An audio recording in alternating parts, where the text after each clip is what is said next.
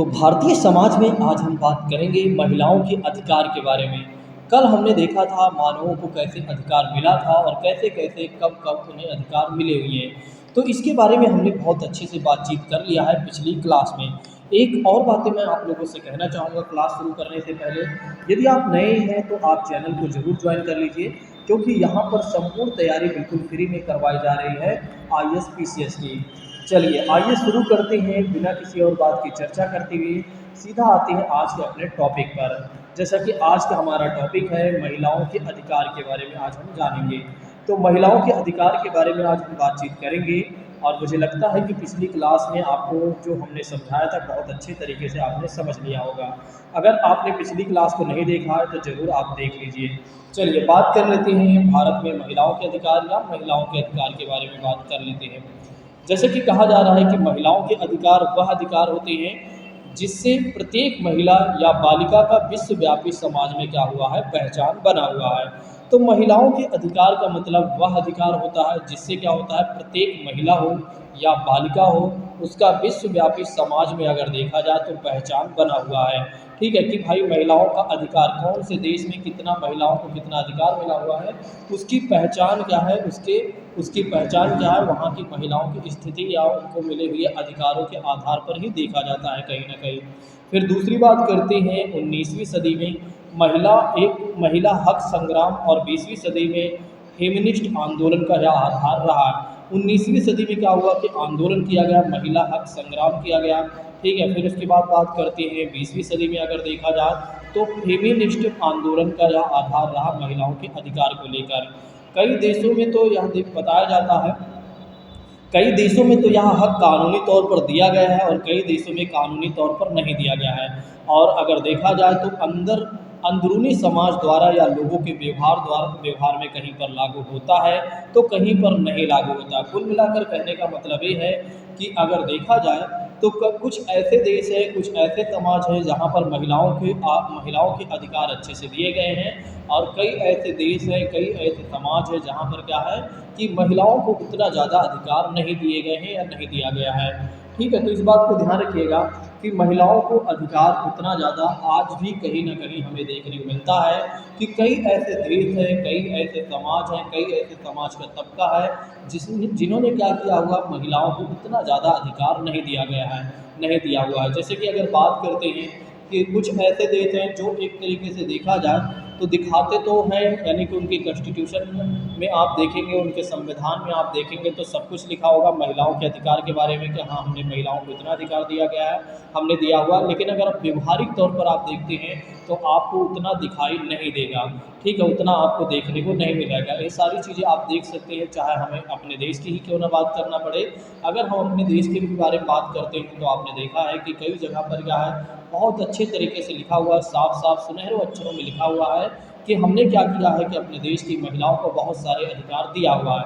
लेकिन एक तरफ हमने महिलाओं के अधिकार के बारे में बात किया और एक तरफ हमने उनका शोषण भी किया हुआ है, जो कि आप जानते हैं कोई व्यक्ति इससे झुठला नहीं सकता है, कोई व्यक्ति इसे झुठला नहीं सकता। हर व्यक्ति को ये सारी चीज़ें पता है सॉरी। नेक्स्ट बात करते हैं, कहा जा रहा है कि वर्तमान में महिलाओं के मानवाधिकार स्थापित करने में सबसे बड़ा मुद्दा ये रहा उनके विरुद्ध हिंसा। बिल्कुल सही बात है। अगर देखा जाए तो महिलाओं की मानवाधिकार स्थापित करने में सबसे बड़ा मुद्दा है, वर्तमान में महिलाओं की मानवाधिकार स्थापित करने में सबसे बड़ा मुद्दा रहा है, लेकिन उनके विरुद्ध कहीं ना कहीं ये हिंसा भी हुई है। महिलाओं के विरुद्ध हिंसा के कई विभिन्न रूप देखने को हमें मिले हैं। जैसे कि बात करते हैं पारिवारिक हिंसा, तो जैसा कि आप देख सकते हैं कि परिवार में कहीं ना कहीं हिंसाएँ होती रहती हैं महिलाओं से, कहीं पर दहेज के नाम पर तो कहीं पर कभी दहेज के नाम पर तो कभी क्या होता है काम के नाम पर। तो कई जगह पर क्या होता है, पारिवारिक हिंसा बहुत ज़्यादा होता है जिसकी वजह से महिलाओं को वो अधिकार नहीं मिलता है जो वाकई में उन्हें अधिकार चाहिए। दूसरी बात करते हैं तो कई बार आप देखते हैं बलात्कार जैसे घटनाएं भी होती हैं। देखिए आपने देखा है कि कई बार क्या होता है कि कुछ महिलाओं के साथ गलत हो जाता है, बलात्कार हो जाता है उनका, लेकिन वे समाज के डर से या उनके पिता या माता समाज के डर से क्या होता है, वे क्या करते हैं, कानूनी कार्यवाही नहीं करते हैं। तो कहीं ना कहीं कुछ चीज़ें ऐसी हैं जो छुपी हुई हैं, कुछ ऐसी चीज़ें हैं जो सामने निकल कर आ जाती हैं, तो वह उन्हीं के साथ कई बार न्याय हो जाता है तो कई बार न्याय हो भी नहीं पाता है। बाल विवाह के बारे में अगर देखा जाए तो ये सारे मानवाधिकार के उल्लंघन ही माने जाते हैं। अगर पारिवारिक हिंसा हो रहा है महिलाओं के साथ, या बलात्कार हो रहा है, या बाल विवाह कम उम्र में उनकी शादी हो रही है, तो कहीं ना कहीं आप देख सकते हैं ये क्या है, मानवाधिकार के उल्लंघन ही माना जाएगा। इसे मानवाधिकार के उल्लंघन में ही रखा जाएगा, क्योंकि उनको अधिकार वो नहीं मिल रहा है जो सामान्य व्यक्तियों को अधिकार मिला हुआ है या जो उन्हें अधिकार मिलना चाहिए। महिलाओं के विरुद्ध हिंसा के विस्तृत दायरे की चर्चा,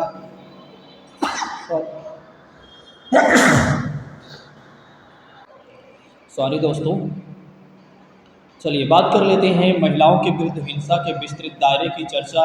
महिलाओं के विरुद्ध हिंसा उन्मूलन घोषणा पत्र अनुच्छेद 2 में तो दिया गया है। दरअसल अगर देखा जाए तो महिलाओं के विरुद्ध हिंसा के विस्तृत दायरे की चर्चा की गई है। महिलाओं के हिंसा के उन्मूलन करने के लिए घोषणा पत्र अगर देखा जाए, मानवाधिकार के घोषणा पत्र के अनुच्छेद 2 में देखा जाए तो इसकी चर्चा की गई है कहीं ना कहीं, लेकिन ये केवल चर्चाएं की गई हैं, उतना ज़्यादा अगर देखा जाए तो प्रभावी तौर पर लागू नहीं है। ठीक है, नेक्स्ट बात करते हैं परिवार के अंदर होने वाला शारीरिक यौन संबंधी मनोवैज्ञानिक हिंसा कहीं ना कहीं महिलाओं के अधिकार को, महिलाओं को उनके अधिकार से वंचित करता है। क्योंकि आप देखते हैं कि क्या होता है कि परिवार में ही बहुत सारी कला होती है, कई बार महिलाओं को मारा जाता है, पीटा जाता है, और उनके साथ यौन संबंधी क्या होता है, उनका शोषण किया जाता है, और कई बार क्या होता है कि मनोवैज्ञानिक तौर पर भी हिंसा के शिकार हो जाते हैं। कुल मिलाकर कहने का मतलब ये है, साइकोलॉजिकल स्तर पर भी अगर आप देखते हैं तो कहीं ना कहीं वे हिंसा का शिकार हो जाते हैं।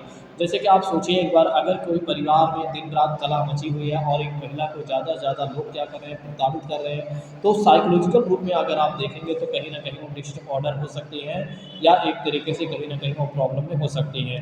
ठीक है, तो ये क्या है, एक तरीके से उनके अधिकारों का हनन किया जा रहा है। कुल मिलाकर उन्हें अधिकार उतना ज़्यादा नहीं मिला हुआ है, ये दिखा रहा है। मारपीट, घरों में लड़कियों के साथ यौन शोषण, देखिए आपने देखा है तो कई बार क्या होता है कि घरों में ही क्या होता है, लड़कियों के साथ यौन शोषण कर लिया जाता है, कर देते हैं लोग। ठीक है, जैसे क्या होता है, एक बड़ा परिवार होता है, उसमें कई ऐसे लोग होते हैं जो घटिया किस्म के लोग होते हैं, वे क्या करते हैं कि लड़कियों के साथ यौन शोषण करते हैं, और जिसकी वजह से क्या होता है, लड़कियां बताने से डरती हैं और उनका शोषण वे बार बार करते रहते हैं। तो इस तरह की चीज़ें अगर आप देखें तो कहीं ना कहीं हमें देखने को मिलती हैं हमारे समाज में आज भी वो चीज़ें। दहेज हिंसा की आप देख सकते हैं, पति द्वारा बलात्कार, आपने देखा है कि कई बार क्या होता है कि पति द्वारा भी एक तरीके से क्या होता है, ज़बरदस्ती यौन संबंध बनाने के लिए प्रताड़ित किया जाता है, जो कि बिल्कुल ही गलत है कहीं ना कहीं। यौन अंगों के विकृत करना या कोई ऐसी परंपरा जो महिलाओं के लिए हानि है, वो माना जाएगा मानवाधिकार के उल्लंघन माना जाएगा। क्या माना जाएगा, मानवाधिकार का उल्लंघन माना जाएगा, क्योंकि उनको वो अधिकार नहीं मिल रहा है जो वाकई उन्हें अधिकार मिलना चाहिए। जैसा कि आप देख रहे हैं कि किस तरह की चीज़ें आपको देखने को मिल रही हैं, महिलाओं के साथ कैसे कैसे एक तरीके से बर्ताव किया जा रहा है। ठीक है, और कैसे कैसे समाज में बर्ताव किया भी जा रहा था पहले भी, और आज भी कहीं ना कहीं उसका प्रत्यक्ष या अप्रत्यक्ष रूप से हमें देखने को चीज़ें मिल जाती हैं। चलिए नेक्स्ट बात करते हैं किसी भी समुदाय में शारीरिक यौन संबंधी या मनोवैज्ञानिक हिंसा, जिसमें बलात्कार, यौन उत्पीड़न, यौन शोषण, कार्यस्थल पर, शिक्षण संस्थान में उत्पीड़न, महिला व्यापार और बलात् वेश्यावृत्ति आदि शामिल हैं। तो अगर आप देखते हैं किसी भी समुदाय में, चाहे शारीरिक तौर पर देख लें, वहाँ पर भी क्या होता है, उनका शोषण किया जाता है। यौन संबंधी अगर आप देख लेते हैं, मनोवैज्ञानिक रूप से उन्हें कहीं ना कहीं वे परेशान हो जाते हैं, जिसमें बलात्कार आप देख सकते हैं। ठीक है, अगर किसी महिला का, अगर आप देखते हैं किसी महिला के साथ बलात्कार किया जाता है तो फिर क्या होगा, वो कहीं ना कहीं साइकोलॉजिकल रूप से डिसऑर्डर हो सकती हैं। और उसके बाद यौन उत्पीड़न और शोषण कार्यस्थल पर, देखिए कई बार क्या होता है, आपने देखा हुआ है कि जैसे कि कई महिलाएं क्या होती हैं, कहीं पर काम करने जाती हैं तो उनका शोषण किया जाता है, उन्हें ब्लैकमेल किया जाता है। और क्या होता है, कई शिक्षण संस्थान भी होते हैं, जो टीचर होते हैं कुछ ऐसे, जो क्या करते हैं, ज़बरदस्ती किसी न किसी के साथ उनको टच करते हैं या टच करने का प्रयास करते हैं। तो कहीं ना कहीं ये भी चीज़ें हमें देखने मिलती हैं। महिला व्यापार, कई बार क्या करते हैं लोग, महिलाओं की खरीद फरोख्त करते हैं, ह्यूमन ट्रैफिकिंग करते हैं, प्रोस्टिट्यूशन की बात करते हैं, तो वहाँ पर भी कहीं ना कहीं उनके साथ शोषण किया जाता है। तो ये क्या माना जा रहा है, ये सारा कुछ क्या है, उनके अधिकारों का उल्लंघन माना जा रहा है। कुल मिलाकर ये कहने का मतलब ये है कि उनको कहीं ना कहीं उनके साथ शोषण किया जा रहा है, और ये मानवाधिकार के खिलाफ माना जाएगा। ठीक है, क्योंकि मानव को क्योंकि हर व्यक्ति का यह अधिकार ही है, हर व्यक्ति इस बात का अधिकारी है कि सम्मान का अधिकारी है, और एक तरीके से क्या है, हर वो व्यक्ति सम्मान का अधिकारी है, और एक तरीके से हर व्यक्ति चाहता है कि हमें उसी तरह से अधिकार मिले जैसे कि सबको अधिकार मिले हुए हैं। लेकिन आप देख रहे हैं कि कहीं ना कहीं समाज के एक एक वर्ग के प्रति कितना कि एक वर्ग के ऊपर कितना ज़्यादा शोषण किया जा रहा है, कितना ज़्यादा उनके साथ दुर्व्यवहार किया जा रहा है। दूसरी बात करते हैं, इसके अलावा न्यायिक प्रक्रिया में लिंग के आधार पर किसी तरह के भेदभाव भी महिलाओं के विरुद्ध हिंसा में शामिल है। अगर न्यायिक प्रक्रिया में भी देखा जाए तो लिंग के आधार पर उनके साथ कोई भेदभाव किया जा रहा है तो भी कहीं न कहीं एक तरीके से क्या माना जाएगा, एक तरीके से हिंसा, कहीं न कहीं एक तरीके से मानवाधिकार माना जाएगा, मानवाधिकार का उल्लंघन माना जाएगा। ठीक है, क्योंकि अगर न्यायिक प्रक्रिया में भी लिंग के आधार पर क्या होता है, अगर वो महिला हैं तो उनको कड़ी सज़ा दिया जा रहा है, पुरुष है तो उनको कड़ी सज़ा नहीं दिया जा रहा है। ठीक है, तो वहाँ अगर भेदभाव किया जा रहा है तो वो भी एक तरीके से उनके मानवाधिकार का उल्लंघन ही माना जाएगा। नेक्स्ट बात करते हैं स्त्री भ्रूण हत्या। ठीक है, शिशु हत्या आप देखते हैं, स्त्री एवं बच्चों का व्यापार करना, अनुसूचित जाति जनजाति महिलाओं की समस्या को आप देख सकते हैं। तो यहाँ पर भी कहीं न कहीं उनके अधिकारों का उल्लंघन किया जाता है और किया जाता रहा है पहले से। नेक्स्ट बात करते हैं विधवाओं की समस्या। आप देख सकते हैं अगर किसी महिला के पति नहीं रहे तो लोगों पर नज़र जो होती है सबसे अलग हो जाती है। तो ये भी कहीं न कहीं आप देख रहे हैं, ये उनके साथ शोषण ही माना जा रहा है, उनका शोषण ही किया जा रहा है और ये भी मानवाधिकार के उल्लंघन ही माना जाएगा। कुल मिलाकर जितनी भी चीज़ें आप देख रहे हैं वो क्या है, मानवाधिकार का उल्लंघन ही मानवाधिकार का उल्लंघन ही है। विशेषतः धार्मिक स्थलों पर भी अगर आप देखते हैं तो वहाँ पर भी क्या होता है कि महिला जो विधवाएँ महिलाएँ होती हैं उनको जाने नहीं दिया जाता है, उनके साथ एक तरीके से गलत व्यवहार किया जाता है या गलत बर्ताव किया जाता है। तो ये भी कहीं न कहीं ये सारी चीज़ें हमें देखने को मिलती हैं। पारिवारिक हिंसा से पीड़ित महिलाओं की समस्या को आप देख सकते हैं। चलिए नेक्स्ट बात कर लेते हैं। कहा जा रहा है भारत में महिलाओं की स्थिति, अगर भारत की बात करते हैं तो भारत में महिलाओं की स्थिति ऋग्वेद काल के पश्चात बिगड़ती चली गई। देखिए, दरअसल अगर हम बात करते हैं तो जब हड़प्पा संस्कृति हमारे यहाँ मौजूद थी, तो जब हड़प्पा संस्कृति या सिंधु घाटी सभ्यता जब मौजूद थी तो उस समय महिलाओं की स्थिति ठीक ठाक थी। और उसके बाद क्या होता है, जब ऋग्वैदिक काल आता है तो उसमें भी क्या होता है कि जब वैदिक काल आता है तो वैदिक काल में क्या होता है, महिलाओं की स्थिति अच्छी होती है। लेकिन जब वैदिक काल के बाद वैदिक काल को दो भागों में बांटा गया, तो ऋग्वैदिक काल दूसरा उत्तर वैदिक काल। तो ऋग्वैदिक काल में अगर देखा जाए तो महिलाओं की स्थिति ठीक ठाक थी, जहाँ जहाँ पर उन्हें शिक्षा का भी अधिकार मिला हुआ था। लेकिन उत्तर वैदिक काल में देखने को मिलता है कि महिलाओं को शिक्षा के अधिकार से वंचित कर दिया जाता है और कहीं न कहीं उनकी स्थिति वहीं से बिगड़ना प्रारंभ हो जाती है। तो वहीं से क्या होता है कि आगे चलकर क्या होता है, महिलाओं की स्थिति बिगड़ना शुरू हो जाती है। ऐसे में अगर देखा जाए तो समय समय पर कई समाज सुधारक ने महिलाओं की मुक्ति कार्य किए हैं। जैसे कि बात करते हैं विभिन्न सामाजिक धार्मिक संस्थाओं ने घृणात्मक प्रथाओं को गैर कानूनी करार देने के लिए, नारी सशक्तिकरण के लिए औपनिवेशिक शासकों से हाथ मिलाया और इसके लिए सहमत हुए। दरअसल अगर देखा जाए तो महिलाओं की स्थिति को सुधारने के लिए और जो हमारे समाज में कुप्रथाएं चल रही थी या घृणात्मक प्रथाएं चल रही थी, उनको गैर कानूनी करार देने के लिए और महिलाओं की स्थिति को सही करने के लिए कई बार क्या हुआ कि हमारे जो धार्मिक सुधार आंदोलन के लोग थे, जो नेता थे और जो सामाजिक सुधार आंदोलन के नेता थे, उन्होंने क्या किया, औपनिवेशिक शासकों के साथ भी हाथ मिलाया। औपनिवेशिक शासक का मतलब ये हो जाता है जैसे कोई दूसरे देश का शासक है और उसके साथ हमें हाथ मिलाना। या जैसे बात कर लेते हैं भारत पहले क्या था, औपनिवेशिक राज्य था। कैसे औपनिवेशिक राज्य था, क्योंकि हमारे ऊपर अंग्रेजों द्वारा शासन किया जा रहा था। तो कई बार क्या हुआ कि हमारे जो लोग थे, जैसे कि राजा राम मोहन राय की बात कर लेते हैं, उन्होंने सती प्रथा को बंद करवाने के लिए लॉर्ड विलियम बेंटिक की बात करते हैं तो उसके साथ उन्होंने हाथ मिलाया। जैसे कि उसने क्या किया, सती प्रथा जैसे चीज़ों को ख़त्म किया और ख़त्म करने का उसने प्रयास भी किया और ख़त्म भी किया। तो इसलिए क्या हुआ कि यहाँ बताया जा रहा है कि महिलाओं की स्थिति को सही करने के लिए क्या किया गया कि बहुत सारे लोगों ने क्या किया, दूसरों के साथ भी हाथ मिलाया जिससे कि उनकी स्थिति बेहतर हो सके। लेकिन फिर बात करते हैं स्वतंत्रता के पश्चात हमारे नीति निर्माताओं ने महिला संबंधी सभी विवादों को अपने हाथ में ले लिया। दरअसल क्या होता है, जब 1947 आता है, भारत देश आज़ाद हो जाता है। ठीक है, वैसे तो संविधान उसके पहले ही बनना प्रारंभ हो जाता है, लेकिन मान के चलते ये हैं कि जब हमारा देश आज़ाद हो जाता है तो हमारे हाथ में पूरा कंट्रोल आ जाता है। ठीक है, तो हम जिसकी भी स्थिति सुधारना चाहें हम सुधार सकते थे। और फिर वही हमारे जो नेता थे, जो हमारे बुद्धिमान नेता थे, बुद्धिजीवी नेता थे, उन्होंने ऐसा किया भी। तो महिलाओं संबंधी सभी विवादों को अपने हाथ में ले लिया और महिला सशक्तिकरण की दिशा में उन्होंने प्रयास भी किए। ठीक है, तो जैसे कि अगर इसे देखना चाहें तो इसे देख सकते हैं, दो भागों में बांट कर देख सकते हैं इसको हम। जैसे कि एक संवैधानिक प्रयास किया गया। एक तो पहला प्रयास किया गया, संवैधानिक प्रयास किया गया कि महिलाओं की स्थिति को कैसे सुधारना है, महिलाओं को जो अधिकार नहीं मिले हैं कैसे उन्हें अधिकार देना चाहिए।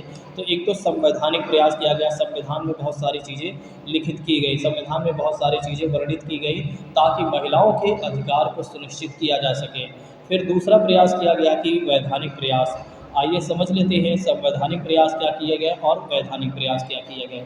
जैसे कि बात करते हैं संवैधानिक प्रयास के अंतर्गत, अगर आप देखना चाहते हैं तो देख सकते हैं महिलाओं की संविधान के अनुच्छेद 14। जैसे कि बात करते हैं हमारे देश में क्या है कि जैसे कि हमें मौलिक अधिकार के रूप में संरक्षित किया गया है और इसमें महिलाएं भी शामिल हैं। जैसे आर्टिकल 14 कहता है कि विधि के समक्ष समता और विधियों के समान संरक्षण की बात करते हैं। आर्टिकल 14 में साफ साफ कहा गया हमारे देश में कानून से बढ़कर कोई व्यक्ति नहीं है, ठीक है, वो चाहे भारत के राष्ट्रपति हो, चाहे भारत के प्रधानमंत्री हो, चाहे चीफ जस्टिस ऑफ इंडिया हो, यानी कि भारत के मुख्य न्यायाधीश हो, चाहे वो महिला हो चाहे पुरुष हो, सभी व्यक्तियों को कहा गया है कि एक तरीके से हमारे देश में क्या, चाहे वो देशी हो विदेशी हो, सभी के लिए क्या कहा गया है कि विधि के समान क्षमता की बात की गई है या विधियों के समान संरक्षण की बात की गई है।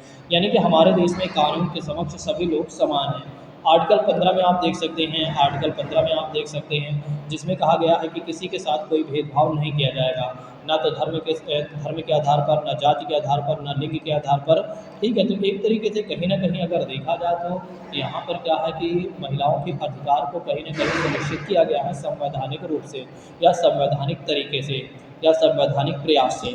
फिर आप देख सकते हैं आर्टिकल 16 है। आर्टिकल 16 में आप जानते ही हैं, आर्टिकल 16 में आप जानते हैं कि क्या नाम है, लोक नियोजन के विषय में अवसर की समानता, चाहे वो स्त्री हो पुरुष हो, महिला हो, स्त्री हो पुरुष हो या कोई भी हो, ठीक है। अगर एक तरीके से वो सरकारी नौकरी करना चाहता है एवं सरकारी गवर्नमेंट सेक्टर में जाना चाहता है तो वो किसी भी फॉर्म को भर सकता है और किसी भी सरकारी नौकरी को ले सकता है। बस उसकी जो योग्यता, उस योग्यता के अनुसार वो अपनी चीज़ों को फिल करे और वो सारी चीज़ें जो डिमांड है एग्जाम को उसको फिल करके पास करे, कुल मिलाकर वो एक तरीके से नौकरी पा सकता है। और आर्टिकल 39 में कहा गया है, साफ साफ कह दिया गया है कि भाई एक तरीके से समान कार्य के लिए समान वेतन की बात कही गई है। मतलब चाहे वो महिला हो चाहे पुरुष हो, जिस पुरुष में पहले क्या होता था हमारे देश में क्या था कि अगर पुरुष जैसे मान लीजिए एक पुरुष है और वो टीचर पद पर बैठा हुआ, अगर एक महिला उसी पद पर जाती है तो पुरुष को ज़्यादा सैलरी दी जाती थी, महिलाओं को कम सैलरी दी जाती थी। फिर क्या हुआ कि संविधान में ये बातें लिख दी गई, समान कार्य के लिए समान वेतन, चाहे स्त्री हो चाहे पुरुष हो, चाहे टीचर की बात करते हैं चाहे महिला की बात करते हैं चाहे पुरुष की बात करते हैं, तो दोनों को समान सैलरी समान सुविधा की बात कही गई है। दूसरी बात कर लेते हैं कि अगर यहीं पर ही नहीं बल्कि अगर आप देखते हैं तो हर जगह इस बात की चर्चा की गई है, ठीक है। अगर आप देखते हैं तो चाहे वो किसी भी पद पर आप देख सकते हैं, चाहे IAS हो IPS हो, ठीक है, IFS हो, किसी भी पद पर आप देखते हैं तो जो पुरुष को जो सुविधाएं मिल रही हैं, ठीक है, वही सुविधाएं अगर आप देखते हैं तो महिलाओं को भी वही सुविधाएं मिल रही हैं, ठीक है। तो इसका मतलब ये है कि कहीं ना कहीं संवैधानिक प्रयास काफ़ी ठीक ठाक किए गए हैं, ठीक है। इसी तरह आप अनुच्छेद 39D, अनुच्छेद 40, अनुच्छेद 243D के तहत भी आप अधिकार देख सकते हैं। तो कुल मिलाकर अगर आप देखना चाहते हैं तो देखना चाहते हैं तो ये देख सकते हैं कि कैसे हमारे देश में क्या किया गया है, संवैधानिक प्रयास किया गया है महिलाओं के अधिकार को लेकर, जिसमें आर्टिकल 14, आर्टिकल 15, 16, 15, 16, 39, 40, 243 इन्हीं के तहत क्या है महिलाओं के अधिकार को सुरक्षित किया गया है या एक तरीके से सुनिश्चित किया गया है। चलिए नेक्स्ट बात कर लेते हैं। फिर कहा जा रहा है कि कालांतर में जब नीति निर्माताओं ने देखा कि कालांतर में क्या हुआ, जब नीति निर्माताओं ने देखा कि सांविधिक प्रावधान महिलाओं को संपूर्ण सुरक्षा प्रदान नहीं कर पा रहे हैं।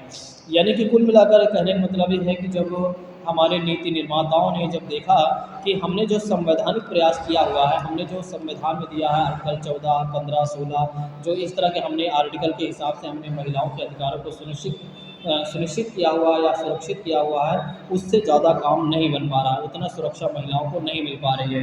तब क्या हुआ, ऐसे में संवैधानिक प्रावधानों की कमी को पूरा करने के लिए क्या किया गया, विधेयकों का प्रयोग किया गया है, जिसके अंतर्गत फिर लाया गया दहेज निषेध अधिनियम 1961। कहा गया दहेज लेना और देना पूरी तरीके से निषेध किया जाता है। कोई भी व्यक्ति यदि दहेज मांगता है और एक तरीके से दहेज मांगता है या कोई फोर्स करता है तो उसे सीधा और सीधा उसके ऊपर सीधा और सीधा कानूनी कार्यवाही की जाएगी। फिर क्या किया गया, सती प्रथा निषेध अधिनियम लाया गया 1987। तो मतलब एक तरीके से सती प्रथा को बंद करवाया गया। फिर घरेलू हिंसा नियम लाया गया, जैसे कि क्या होता है घरेलू जो घरों में क्या होता है कि कहीं न कहीं महिलाओं के साथ दुर्व्यवहार किया जाता है, तो उसको भी रोकने के लिए क्या किया गया, एक अधिनियम लाया गया घरेलू हिंसा अधिनियम 2005। तो ध्यान रखिएगा, दहेज रोकने के लिए, महिलाओं की अच्छी स्थिति करने के लिए या महिलाओं को अधिकार देने के लिए दहेज निषेध अधिनियम लाया गया 1961, सती प्रथा निषेध अधिनियम लाया गया 1987, घरेलू हिंसा अधिनियम 2005 लाया गया। ठीक है, और पोस्को एक तरीके से पोस्को अधिनियम 2013 लाया गया, और बाल विवाह निषेध लाया गया, और समान वेतन के लिए कहीं न कहीं एक तरीके से संरक्षित करने के लिए जैसे आर्टिकल 39 में पहले ही दिया गया और इसको और ज़्यादा मजबूती के साथ लागू किया गया। अभद्र तरीके से अगर महिलाओं की परिस्थिति और गर्भ में लिंग परीक्षण किया जाता है, ऐसे तमाम विधेयक को लाया गया और जिससे क्या हुआ कि महिलाओं के अधिकारों को सुरक्षित किया गया है, सुनिश्चित किया गया है। तो कहीं न कहीं हमारी सरकार ने, हमारे देश के लोगों ने क्या किया कि महिलाओं के अधिकार को लेकर एक तरीके से कहीं न कहीं वे संवेदनशील हुए आगे चलकर, और जब उन्होंने सबसे पहले संवैधानिक प्रयास किया। संविधान में बहुत सारी चीज़ें लिख दिया कि भाई एक तरीके से आर्टिकल 14-15 के तहत बता दिया इसी तरह कि हम क्या करेंगे, महिलाओं के अधिकारों को सुनिश्चित करते हैं। लेकिन जब उससे काम नहीं बना तो फिर तमाम तरह के अधिनियम लाए और तमाम तरह के विधेयक लाए, और उससे फिर क्या हुआ, महिलाओं के अधिकार को सुनिश्चित किया गया और महिलाओं को एक तरीके से सुरक्षित किया गया। फिर इसके अलावा महिलाओं के लिए शिक्षा, रोजगार, स्वास्थ्य जैसे क्षेत्रों पर भी बल दिया गया, और साथ ही साथ महिला कल्याण योजना की भी शुरुआत कर दी गई। फिर महिला कल्याण योजनाओं की भी शुरुआत की गई ताकि महिलाओं की सुरक्षा को या महिलाओं की सुरक्षा को सुनिश्चित किया जा सके, उनके अधिकारों को दिलाया जा सके। और विभिन्न पंचवर्षीय योजनाओं के माध्यम से भी नारी सशक्तिकरण पर भी बल दिया गया। अगर देखा जाए तो पंचवर्षीय योजना के माध्यम से भी क्या किया गया, नारी सशक्तिकरण पर भी बल दिया गया ताकि महिलाओं की स्थिति को अच्छा किया जाए और उनके जो वे अधिकार से वंचित हैं उनको वो अधिकार मिल सके। नेक्स्ट बात करते हैं महिला अधिकार की सुरक्षा, महिला मानवाधिकार की सुरक्षा सहित महिलाओं के जनहित की देखरेख के उद्देश्य से नोडल एजेंसी के रूप में 1992 में क्या किया, राष्ट्रीय महिला आयोग का गठन किया गया। जब उससे भी काम नहीं बना तो 1992 में हमने क्या कर दिया, राष्ट्रीय महिला आयोग का गठन कर दिया। तो जैसा कि हमने आपको बताया कि महिलाओं को कैसे अधिकार मिले और कब उन्हें अधिकार मिले थे, कब नहीं मिले थे, ये सारी चीज़ें हमने आपको अच्छे से समझा दिया है। ठीक है, तो एक समय था जब महिलाओं को कोई अधिकार नहीं मिला था, फिर एक समय आया जब महिलाओं को अधिकार बहुत सारे मिल गए। आज आप देख रहे हैं कि हर जगह महिला सशक्तिकरण किया जा रहा है, कहीं ना कहीं महिलाओं को मजबूत किया जा रहा है। और आज आप ये भी देख रहे हैं कि महिलाएं हर क्षेत्र में चढ़ बढ़कर भागीदारी ले रही हैं, चाहे वो आर्थिक क्षेत्र में देखते हैं, चाहे सामाजिक क्षेत्र में देखते हैं, चाहे वो शैक्षणिक क्षेत्र में आप देखते हैं, या आप साइंटिफिक क्षेत्र में, या कुल मिलाकर आप वैज्ञानिक क्षेत्र में आप देखते हैं। तो हर क्षेत्र में महिलाएं आज चढ़ बढ़कर भागीदारी ले रही हैं, क्योंकि हमारे सरकार के द्वारा, हमारे समाज के द्वारा कहीं ना कहीं प्रोत्साहन दिया जा रहा है। लेकिन आप जानते हैं कि आज भी इतना सारे प्रयास करने के बावजूद भी हमें कहीं ना कहीं उनके साथ हिंसाओं को देखने को हमें मिलता है। तो आज भी उनके साथ कहीं ना कहीं हिंसाएँ हमें देखने को मिलता है। अब आप लोग हमें बताइएगा, आप कमेंट बॉक्स में सुझाव दीजिएगा कि अगर महिलाओं की स्थिति को और अच्छी करना है या उनको और अच्छे अधिकार देना है तो हमें कौन कौन से ज़रूरी कदम उठाना चाहिए। ठीक है, आपके क्या व्यू हो सकते हैं, आप लोग एक बार कमेंट बॉक्स में ज़रूर बताइएगा। अब आइए बात कर लेते हैं अल्पसंख्यकों के अधिकार के बारे में। अल्पसंख्यक उन्हें कहा गया है जिनकी जनसंख्या कम होती है, उन्हें अल्पसंख्यक कहा गया है। चाहे वो जाति के आधार पर देखा जाए, चाहे भाषा के आधार पर देखा जाए, चाहे धर्म के आधार पर देखा जाए। ठीक है, तो अगर देखा जाए तो जिनकी जनसंख्या कम होती है उन्हें हम क्या कहते हैं, एक तरीके से अल्पसंख्यक कहते हैं। तो आइए समझ लेते हैं अल्पसंख्यकों के अधिकार के बारे में, कैसे उन्हें अधिकार मिला हुआ है और कब उन्हें अधिकार मिले थे, कब नहीं मिले थे। आइए समझते हैं इसके बारे में। मुझे लगता है कि मैंने आप लोगों को जितनी बातें समझाया है वो समझ में आ गई होंगी। अगर आपको सारी बातें यहाँ तक समझ में आ गई हैं तो एक बार ज़रूर लाइक कर दीजिए और कमेंट करके एक बार ज़रूर बताइए। आप लोग कमेंट नहीं करते हैं, बिल्कुल गलत बात है, जो कि करना चाहिए एक बार। चलिए बात कर लेते हैं अल्पसंख्यकों के अधिकार के बारे में। अल्पसंख्यकों के अधिकार के बारे में यदि हम बात करते हैं तो अल्पसंख्यक समुदाय किसी राज्य की जनसंख्या का एक छोटा हिस्सा होता है। बिल्कुल सही बात है। अल्पसंख्यक समुदाय जो होता है किसी राज्य की एक राज्य की जनसंख्या का क्या होता है, किसी राज्य की जनसंख्या का एक छोटा सा हिस्सा होता है। मान लीजिए किसी राज्य में क्या है कि एक तरीके से 20, मान लीजिए उत्तर प्रदेश है, उत्तर प्रदेश में 22 करोड़ जनसंख्या, और उसमें से भी अगर देखा जाए तो कुछ लोगों की जनसंख्या जो होगी बहुत छोटी होगी, तो उन्हें क्या माना जाएगा, अल्पसंख्यक माना जाएगा। और कुछ लोगों की जनसंख्या बड़ी होगी तो उन्हें बहुसंख्यक माना जाएगा। ठीक है, तो जिनका जाति, भाषाई, धार्मिक चरित्र या राज्य की शेष जनसंख्या से अलग होती है उन्हें क्या कहा गया है, एक तरीके से अल्पसंख्यक कहा गया है। भारत में अगर देखा जाए तो धार्मिक अल्पसंख्यक विभिन्न गैर हिंदू के रूप में पाए जाते हैं। तो भारत में अल्पसंख्यक उन्हें माने गए हैं जो हिंदू नहीं हैं, क्योंकि भारत में हिंदुओं की जनसंख्या ज़्यादा है, जिसकी वजह से भारत में बहुसंख्यक हिंदू हैं, और अन्य वर्ग के लोगों को अगर देखा जाए तो उनकी जनसंख्या कम है। तो धर्म के आधार पर अगर आप देखते हैं तो भारत में क्या है, हिंदुओं की संख्या ज़्यादा है, और अगर देखा जाए तो मुस्लिमों की जनसंख्या कम है। ठीक है, तो कुल मिलाकर मुस्लिम को यहाँ पर ज़्यादा ध्यान दिया गया है, कहने का मतलब ये है। लेकिन फिर भी अगर आपको ये बातें ध्यान रखनी है तो ये भी आप रख सकते हैं कि जो भारत में धार्मिक अल्पसंख्यक जो हैं, अल्पसंख्यक विभिन्न गैर हिंदू समुदाय के जो लोग होते हैं वही अल्पसंख्यक है। ठीक है, तो आप ऐसे भी अगर समझना चाहते हैं तो समझ सकते हैं, नहीं तो ज़्यादातर जो दिखाने का प्रयास किया गया है वो मुस्लिमों को दिखाने का प्रयास किया गया है। नेक्स्ट बात करते हैं, असम और पश्चिम बंगाल में जातीय अल्पसंख्यक पाए जाते हैं। तो अगर यहीं पर अगर आप देखते हैं तो असम में अगर आप जाते हैं और पश्चिम बंगाल में यदि जाते हैं तो जाति के आधार पर अल्पसंख्यक आप देख सकते हैं। ठीक है, तो यहाँ पर अगर आप देखते हैं तो जातीय अल्पसंख्यक पाए जाएंगे। तो मतलब कुछ लोगों की जनसंख्या जाति के आधार पर ज़्यादा होगी, कुछ लोगों की जनसंख्या कम होगी, तो उन्हें क्या माना जाएगा, जातीय अल्पसंख्यक माना जाएगा। और ऐसी चीज़ें हमें कहाँ देखने मिल रही हैं, या तो असम या तो पश्चिम बंगाल में। ठीक है, असम और पश्चिम बंगाल की अभी तक बात कही गई है। नेक्स्ट बात करते हैं, भाषाई रूप में अगर देखा जाए, भाषाई अल्पसंख्यक के रूप में यदि आप देखते हैं तो पंजाब, जम्मू कश्मीर, दक्षिण भारतीय राज्यों में हिंदी भाषी समुदाय या भाषाई अल्पसंख्यक है। देखिए, अगर आप पंजाब में चले जाते हैं तो वहाँ पंजाबी ज़्यादा लोग बोलते हैं, तो वहाँ बहुसंख्यक कौन हो गया, जो पंजाबी लोग बोलते हैं, और जो हिंदी कम बोलते हैं तो फिर वे किस में आएंगे, अल्पसंख्यक में आएंगे। उसी तरह जम्मू कश्मीर में आप जाएंगे तो वहाँ पर उनकी भाषा बोली जाती है, तो यहाँ पर आप देखेंगे तो वहाँ पर हिंदी बोलने वालों की जनसंख्या कम होगी। तो ये क्या है, भाषाई अल्पसंख्यक है, क्योंकि कहीं ना कहीं हमारी एक तरीके से वो भाषा कम बोली जा रही है, इसलिए हमें अल्पसंख्यक माना गया है, या उस भाषा को या उस चीज़ को क्या माना गया, अल्पसंख्यक माना गया। उसी तरह से दक्षिण भारत के राज्यों में अगर आप जाते हैं, दक्षिण भारत के राज्यों में जाते हैं या दक्षिण भारतीय राज्यों में यदि आप जाते हैं तो वहाँ पर भी आप यही देखेंगे। जैसे तमिल जाते हैं तो तमिलनाडु जाते हैं तो वहाँ तमिल बोलेंगे लोग, हिंदी कम बोलेंगे, तो हम क्या, जो हिंदी कम बोलने वाले लोग हैं वे अल्पसंख्यक में आएंगे, भाषाई अल्पसंख्यक में आएंगे। इसके विपरीत अगर आप देखते हैं तो भारत के हिंदी भाषी क्षेत्र में गैर हिंदी भाषाई लोग कम हैं, तो उन्हें क्या माना जाएगा, अल्पसंख्यक के रूप में देखा जाए। जैसे कि बात करते हैं उत्तर भारत में यदि आप आ जाते हैं, ठीक है, हमारे आपके क्षेत्र में अगर आप देखते हैं कोई आ जाता है, तो अदर राज्य के अगर कोई आ जाता है तो यहाँ पर क्या हिंदी ज़्यादा बोली जाती है, तो हिंदी यहाँ पर बहुसंख्यक है, और अन्य भाषा जो है वो अल्पसंख्यक है। इस बात को ध्यान रखिएगा। अल्पसंख्यकों के मानवाधिकार की सुरक्षा और प्रोत्साहन के संदर्भ में भारतीय संविधान में विस्तृत प्रावधान किए गए हैं। बिल्कुल सही बात है, अल्पसंख्यकों के अधिकारों को लेकर कहीं ना कहीं हमारे नीति निर्माताओं ने क्या किया है, संविधान में इसके बारे में लिख दिया हुआ है या प्रावधान कर दिया है। जैसे कि बात करते हैं, अनुच्छेद 14 कहता है या घोषणा करता है कि राज्य भारत की सीमा के अंदर, मतलब भारत की सीमा के अंदर किसी भी व्यक्ति को कानून के समक्ष समान समझा जाएगा। मतलब अगर कोई व्यक्ति भारत में रह रहा है तो वो विधि के समान होगा, यानी कि वे कानून के समक्ष समान माना जाएगा। हर व्यक्ति को हमने बताया ही है, आर्टिकल 14 में साफ साफ कहा है कि भाई विधि के समान सभी लोग समान हैं, विधि के समक्ष समता और विधियों के समान संरक्षण की बात कही गई है। राज्य द्वारा किसी भी तरह के भेदभाव, राज्य द्वारा किसी भी तरह के भेदभाव को रोक लगाती है आर्टिकल 14। साफ साफ आर्टिकल 14 कहता है कि किसी के साथ कोई भेदभाव नहीं होना चाहिए। और ठीक इसी प्रकार से अगर आप देखते हैं, उसी प्रकार से आप देखते हैं आर्टिकल 15, आर्टिकल 16 में भी यह सुनिश्चित किया गया है कि किसी के साथ कोई भेदभाव नहीं किया जाना चाहिए। जन रोजगार के मामले में आप देखते हैं तो सबको समान अवसर मिलने चाहिए, इस बात की चर्चा की गई है। आर्टिकल अगर आप देखते हैं तो 16 में ऐसी बातें कही गई है। आर्टिकल 15 में भी कहा गया है कि भाई धर्म, लिंग, जन्म स्थान के आधार पर किसी भी प्रकार से आपके साथ भेदभाव नहीं किया जाएगा।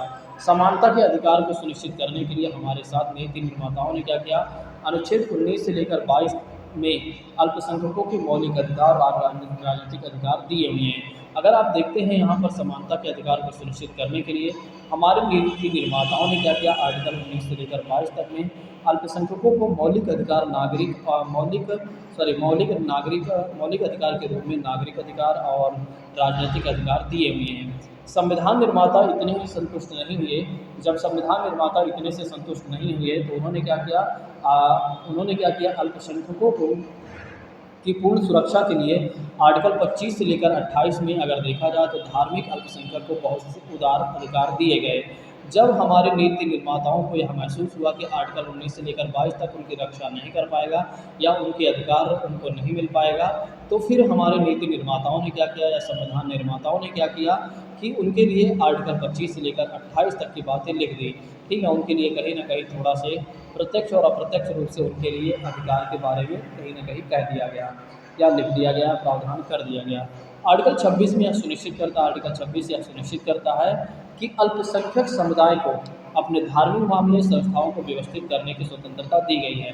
तो आर्टिकल 26 ने साफ साफ कहा है कि यह आपका मौलिक अधिकार है।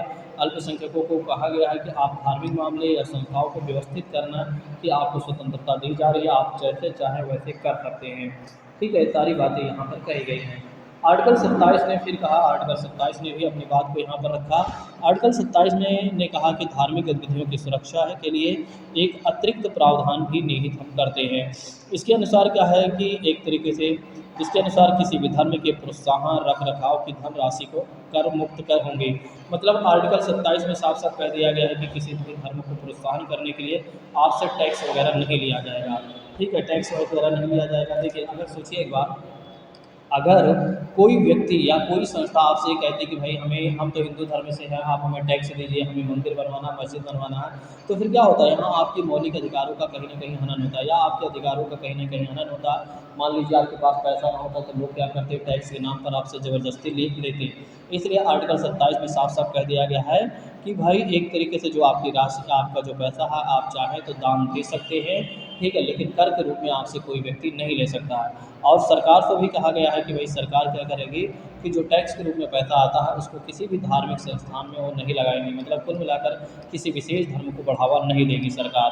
और इसके अनुसार किसी भी, हाँ बता ही दिया, राजनीति को एक धर्मनिरपेक्ष दिशा के उद्देश्य से आर्टिकल 28 सरकारी धन की सहायता से चल रहे किसी भी शिक्षण संस्थान में धार्मिक शिक्षा पर रोक लगाता है।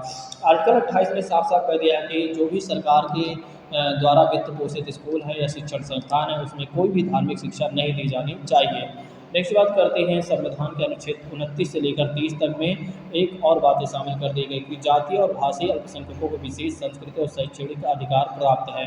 मतलब कहने का मतलब ये है कि आर्टिकल 29 से लेकर 30 तक में कहा गया कि जो जातीय अल्पसंख्यक है, जो भाषाई अल्पसंख्यक है, उनको विशेष रूप से अगर देखा जाए तो सांस्कृतिक और शैक्षणिक अधिकार हम देते हैं। वे उनका यह अधिकार है कि वे अपनी संस्कृति को बचाना चाहते हैं या शैक्षणिक अधिकार, वे शिक्षा लेना चाहते हैं तो वे ले सकते हैं।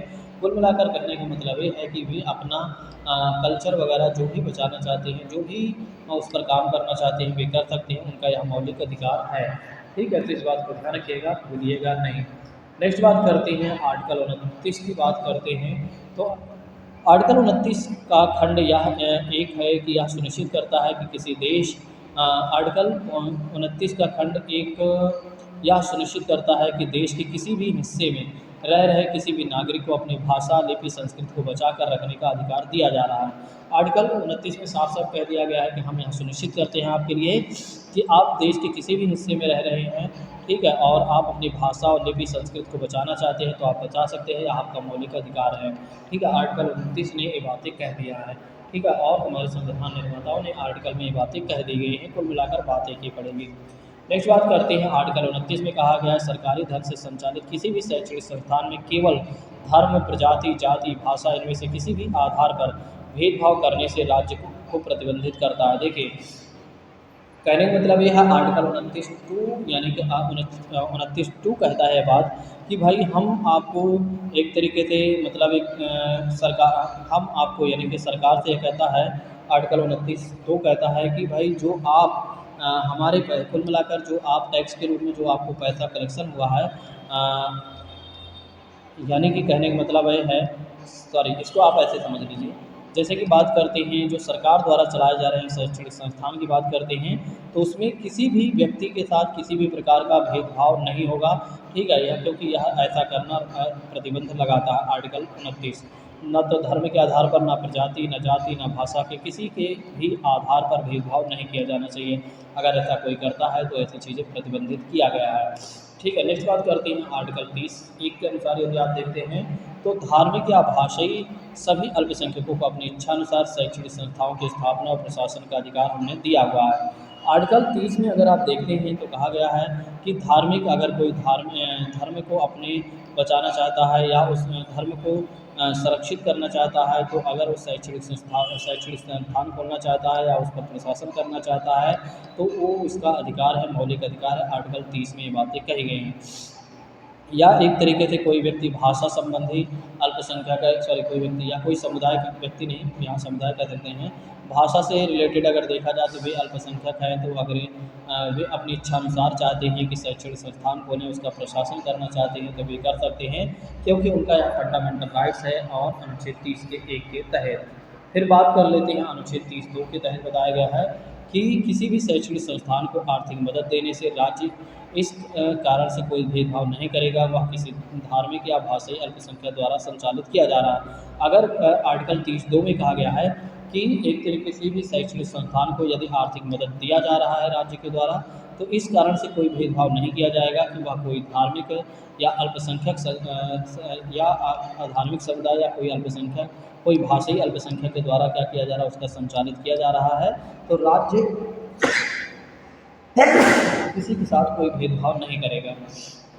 यह स्पष्ट है कि संविधान के अनुच्छेद 30 व 29 व 30 या अन्य जगह वर्णित प्रावधानों का उल्लेख अल्पसंख्यकों को आश्वस्त करना है। कुछ ऐसी विशेष बातें जो अपने जीवन के लिए मौलिक मानते हैं, संविधान के अंतर्गत सुरक्षित करते हैं।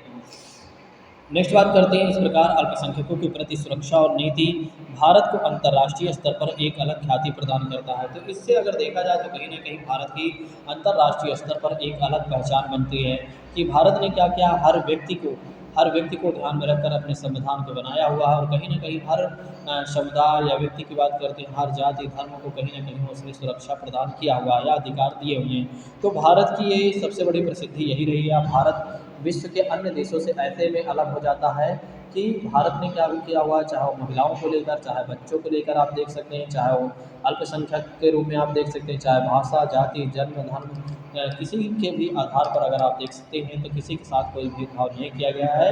हर व्यक्ति या हर समुदाय के साथ कहीं ना कहीं समानता की बात कही गई है, सबको एक समान अवसर देने की बात कही गई है और सबको समान अवसर दिया भी जा रहा है, ठीक है। तो जैसा कि आपने देखा कि भारतीय इतिहास में महिलाओं को क्या अधिकार मिले हैं और कब उन्हें कैसे अधिकार मिले हुए हैं, इसके बारे में हमने आपको बता दिया, और कब उन्हें कौन से अधिकार नहीं मिले थे। फिर अल्पसंख्यक के बारे में हमने आपको बता दिया, ठीक है। तो जैसे कि अगर जो हमने मुस्लिम को बताया था, वो चाहे तो आप टारगेट थोड़ा से काट सकते हैं, क्योंकि इसमें ज़्यादातर ये दिखाने का प्रयास किया है भाषा और लिपि और एक तरह जाति और धर्म। वैसे तो धर्म के आधार पर देखा जाए तो कहीं ना कहीं वे है ही, ठीक है। तो काटेगा, रहने दीजिए, कोई बात नहीं है, ठीक है। तो मुस्लिम भी इसी में आ जाते हैं कहीं ना कहीं।